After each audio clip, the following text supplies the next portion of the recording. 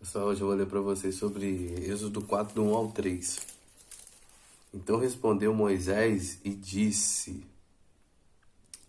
Eis que me não crerão, nem ouvirão a minha voz, porque dirão: O Senhor não te apareceu. E o Senhor disse-lhe: Que é isto na tua mão? E ele disse: Uma vara. E ele disse: Lança na terra. Ele a lançou na terra e tornou-se em cobra, e Moisés fugiu dela. Então disse o Senhor a Moisés: Estende a mão e pega-lhe pela cauda. E estendeu a mão e pegou pela cauda, e tornou-se em vara na sua mão. Aqui o Senhor está falando para Moisés, perguntou a Moisés: O que é isso na tua mão? Porque quando o Senhor mandou Moisés voltar ao Egito para ir falar com o faraó para libertar o povo de Israel, Moisés duvidou, né? Começou botando um monte de empecilho e falou com o Senhor: Senhor, eles não crerão em mim, Senhor. O faraó não vai crer, nem o povo de Israel vai crer em mim, Senhor, que eu sou o libertador qual o Senhor mandou. E o Senhor perguntou a Moisés: O que é isso na tua mão, Moisés? Moisés falou: É uma vara, Senhor. O Senhor lança no chão. E Moisés, ele lançou. Ele lançou no chão aquela vara se tornou uma serpente. E então Moisés ficou com medo, ele ficou atemorizado, ele correu daquela serpente. E o Senhor virou para Moisés e falou assim: Estenda tua mão, Moisés, e pegue ela pela cauda. E aquela serpente, ela voltou a se tornar em um cajado. O que o Senhor já mandou você fazer que você está com medo de fazer? Talvez o Senhor já mandou você lançar o cajado, mas você não lançou o cajado. Você está com medo de lançar o cajado, meu irmão. Tenha fé em Deus, meu irmão. Porque Ele é fiel para fazer tudo aquilo que ele prometeu na sua vida. Às vezes, o que é o cajado? O cajado aqui tá falando de uma autoridade qual o Senhor deu para Moisés. Você parou para pensar nisso? Qual era aquela autoridade? Um prodígio. Moisés, joga o cajado ao chão. E Moisés depois ele fez isso, cara, diante do faraó, porque ele foi lá e falou com o faraó, porque Moisés ele tinha aquela autoridade de ir falar com o faraó, porque ele já conhecia. Então o Senhor fez Moisés viver no meio deles lá para poder amanhã depois usar Moisés para chegar até o faraó. E o Senhor falou com Moisés, né, para Moisés jogar o cajado no chão. E Moisés, quando chegou diante do faraó, ele fez a mesma coisa que ele fez no monte, qual o Senhor mandou ele fazer. Joga o cajado ao chão, Moisés. E faraó não creu naquilo que Moisés falou. Eu não vou libertar o povo. Então Moisés pegou, jogou o cajado no chão e o cajado se tornou uma serpente. Então os magos do Egito fizeram a mesma coisa. Fizeram os cajados deles se tornarem serpente, mas só que a autoridade de Moisés, meu irmão, é maior. Portanto, o poder que Deus te deu, o poder que Deus te revestiu, irmão, é maior do que qualquer outra coisa que existe no mundo. Você parou para pensar nisso? Essa autoridade de profetizar, esse cajado, esse testemunho que o Senhor já te deu, meu irmão, ele é maior do que os testemunhos falsos que existem lá fora, meu irmão. Você já parou para pensar nisso? O que um testemunho verdadeiro pode causar na vida das pessoas? Porque as pessoas, pessoal, já estão fartas já de falsos testemunhos que estão aí, meu irmão. Falsos profetas, até falsos pastores, meu irmão. Prodígios de mentira, que o pessoal anda de mentira. Meu irmão, Deus está te preparando para esse novo tempo, cara. Deus quer nos levantar, meu irmão. Nós somos os Moisés desse tempo, cara. Somos a autoridade que Deus está levantando nesse tempo, meu irmão. Deus já nos deu o cajado, já nos deu autoridade, cara. Talvez você jejua a hora, Deus te mostra as coisas e você fica até com medo de falar. Talvez Deus te dá visões da coisa em sonho e você tá com medo de falar com as pessoas, cara. Deus já me deu muitos sonhos, irmão. Muitos sonhos, muitos sonhos. Cara, uma vez eu fui falar com o Senhor, mandou eu exortar uma igreja. Você acredita nisso? O cajado que ele me deu. Olha só que louco, cara. Eu sonhei que o pastor dessa igreja, ele pisava na água suja e subia pra cima do altar. Eu tô aqui, tô cantando rápido. E ele ia para cima do altar, ele se contaminava naquela água e ia para cima do altar. E Deus falou para mim assim, ó, ele tá sujo, ele tá pregando sujo, ele tá se contaminando com a fofoca, com a mentira e com a inveja. E tá subindo para cima do altar cheio disso. E cara, eu fiquei Eu fiquei bolado com aquilo. Eu falei, cara, foi o Senhor que falou comigo e eu procurei a resposta de Deus. E Deus confirmou para mim. Porque no decorrer do tempo, eu comecei vendo como é que era aquela pessoa. Entende? Então, cara, Deus me deu essa autoridade. Então, um dia eu me levantei, o Senhor falou assim, ó, você vai lá e vai exortar toda a igreja. Porque essa igreja está afundada na mentira, na inveja e na falsidade. Meu irmão, eu demorei para ir falar. Mas teve um dia que eu me levantei, peguei o cajado que Deus me deu e fui falar, irmão. Falei isso, falei aquilo, ele não acreditou de frente a toda a igreja lá, não tinha visitantes no dia, tinha só membros da igreja, que eram discipulados, dia de segunda-feira. E eu peguei e falei. E uma confusão lá, se levantou os pastores contra mim, me mandaram embora da igreja. E depois disso eu nunca mais voltei, tá? Porque o Senhor falou que não era para me voltar mais. E não voltei mais àquela igreja. Cara, passado uma semana, essa é daquelas igrejas que tem várias igrejas. Que tem a matriz, né? E tem outras igrejas nas outras cidades. E todo domingo tinha culto lá na matriz e passa no YouTube.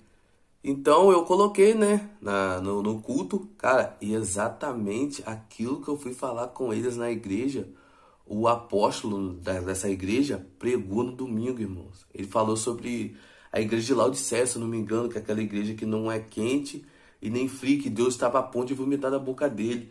Cara, o cara falou sobre tudo, cara, que quando Deus levantasse alguém para exortar, que era para a igreja aceitar, porque Deus queria dar uma oportunidade daquela igreja, aquelas pessoas voltarem ao caminho certo. E, cara, falou sobre tudo aquilo e aquilo se confirmou, cara.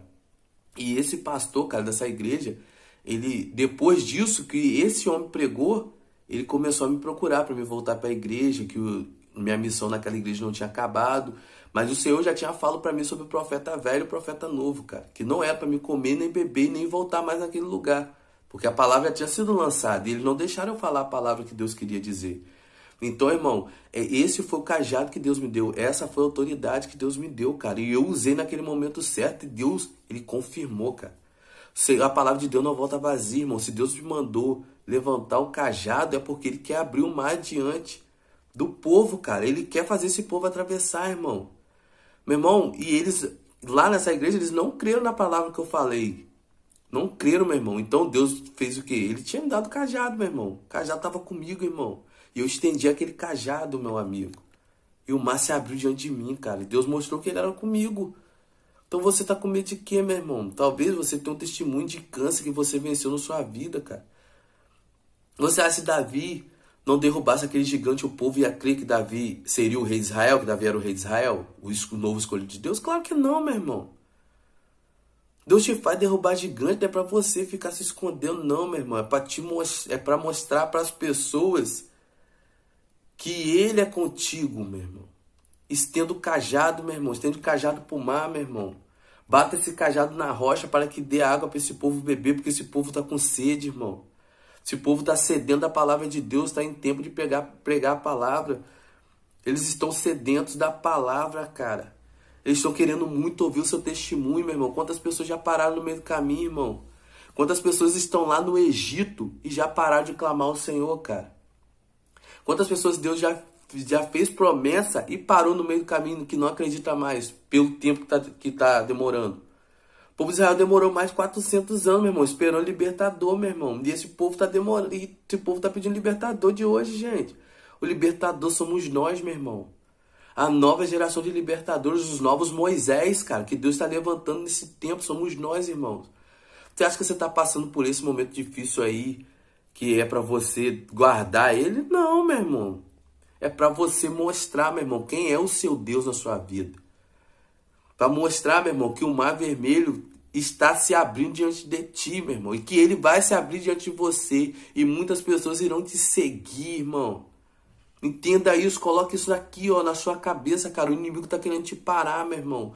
Porque ele sabe, meu irmão, que lá na frente você vai ser usado, meu irmão, para abrir o mar vermelho. E ele sabe que as multidões irão te seguir, meu irmão.